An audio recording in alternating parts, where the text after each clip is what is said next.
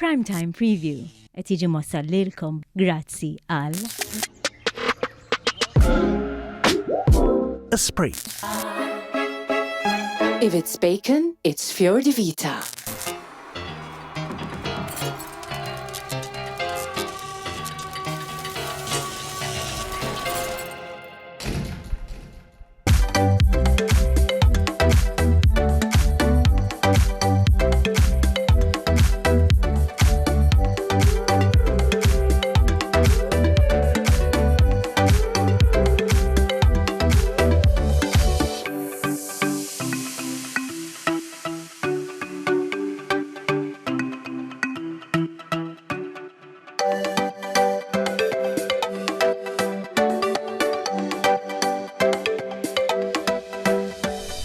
L-ewwel xahar tal-istaġun tas-sajf litteralment tar mar-riħ. U għajn ngħiduha kif inhi li dan is-sajf għalqanna ftit qalbna biex beda.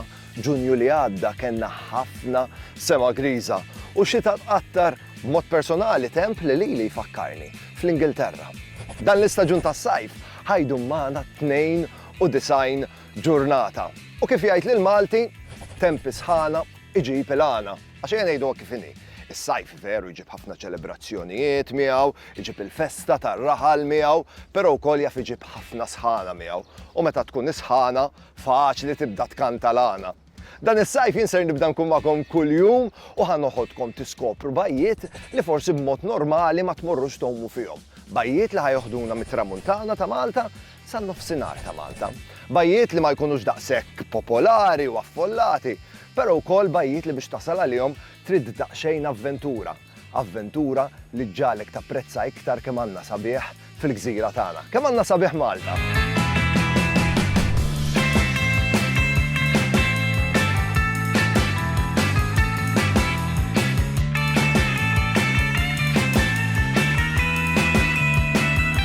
L-ewwel bajja li ser noħodkom dan is-sajf qiegħda lejn it-tramuntana ta' Malta.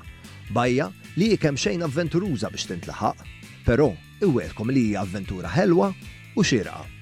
Il-bajja qiegħda l-mellieħa bl-isem ta' Slugs Bay.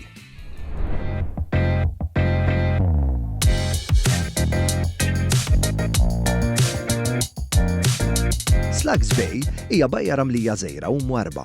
Iż-żona mhix qalb l-iżvilupp u hawnhekk ifisser li tkun tista' tgawdi ftit ħin xieraq fin-natura. Biex tasal f'din il-bajja hemm bżonn timxi ftit. Għalhekk żarbun magħluq u adattat huwa importanti peress li l-mixja hija fuq art imħarbta. Il-fatt li din il-bajja hija daqsxejn aktar diffiċli biex tintlaħaq tagħmilha ideali għal dawk li qed ifittxu post aktar kwiet biex jirrilassaw u jowmu. M'hemm l-ebda ħwienet f'din iż-żona, allura meħtieġ li tieħu l-affarijiet kollha miegħek bħal xi fliexkun ilma u xi umbrella u ftakar biex tkun responsabbli li tiġbor kollox la darba tkun lest mill-awma tiegħek u tieħu kollox miegħek lura.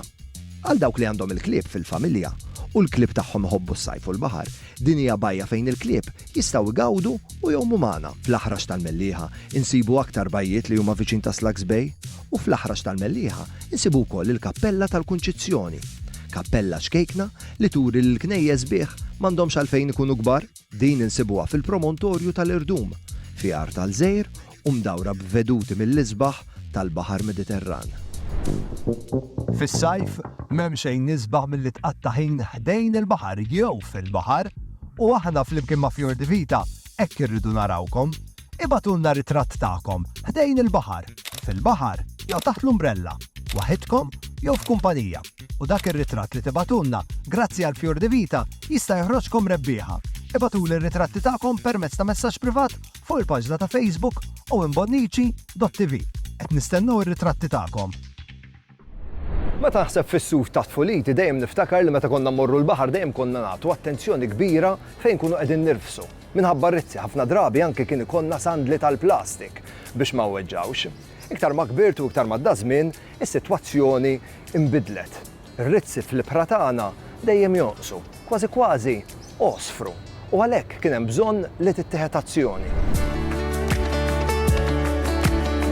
Ir-rizza hija ħlejqa tal-baħar bi rwol importanti fl-ekosistema marittima għax tassigura l-għajxin ta' 18-il speċi ta' ħud differenti. Fil-fatt, mingħajr rizzi fl-ibħra tagħna jiżdied ir-riskju li jissaħħu speċi għaljien invażivi b'impatt negattiv fuq l-ekosistemi. Iżda tul is-snin il-popolarità tar-rizzi naqsu drastikament tant li qegħdin friskju li jiġu estinti mill-ibħra Maltin. Il-Ministeru għall-Ambjent, l-Enerġija u l-Intrapriża u s-Segretarjat Parlamentari għas-Sajt, l-Akwakultura u d-Drittijiet tal-Annimali għadhom kemm nidew proġett ta' akwakultura biex tiżdied il-popolazzjoni tar-rizzi fl-ibħra Maltin. Kif semmejna, il-popolazzjoni tar-rizzi naqset drastikament tant li qegħdin friskju li jiġu tal-akwakultura għaddej bi proġett ta' restocking tar-rizzi fejn qed jiġu kkultivati u mrobbija rizzi sabiex terġa' tiżdied il-popolazzjoni tagħhom. Daħal fis-seħħ ukoll avviż legali li jagħti bidu għal moratorju fuq il-ġbir tar-rizzi għal sentejn. Dan ifisser li għal dawn is-sentejn ser ikun illegali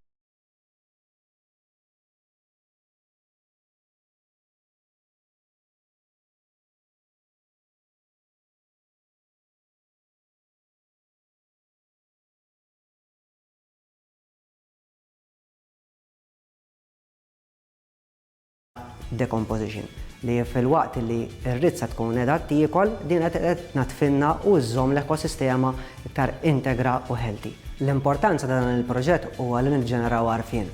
Li b'dan l-għarfien aħna ħankunu nistgħu nitalmu aktar din l-ispeċi sabiex nkunu nistgħu nipproteġuha aktar fl-ibħra tagħna. Ir-rizzi kif qed diġà l-irwol tagħhom fil-baħar huwa indispensabbli. Mingħajrhom l-ekosistema tibda tikkrolla bil-mod il-mod. Għalhekk aħna b'dan il-proġett irridu naraw illi mhux biss nitalmu dwar l-ispeċi u nerġgħu nagħmlu restocking tagħha fil-baħar b'mod b'saħħtu u integru, imma rridu wkoll naraw illi nassiguraw li din l-ispeċi tibqa' hemmhekk għal ġenerazzjonijiet tal-futur. Din l-inizjattiva u din il-miżura ta' konservazzjoni qed issir biex tiggarantixxi li ma jinqerdux għal kollox ir-rizzi f'pajjiżna, ma jiġux estinti u biex kif jiġi fit-tmiemu dan il-moratorium ikonna ammont sostenibbli ta' rizzi fl-ibħra tagħna. Primetime Preview qed jiġi mossal lilkom grazzi għal Esprit. If it's bacon, it's Fior di Vita. F'dan il-programm deru xi prodotti kummerċjali.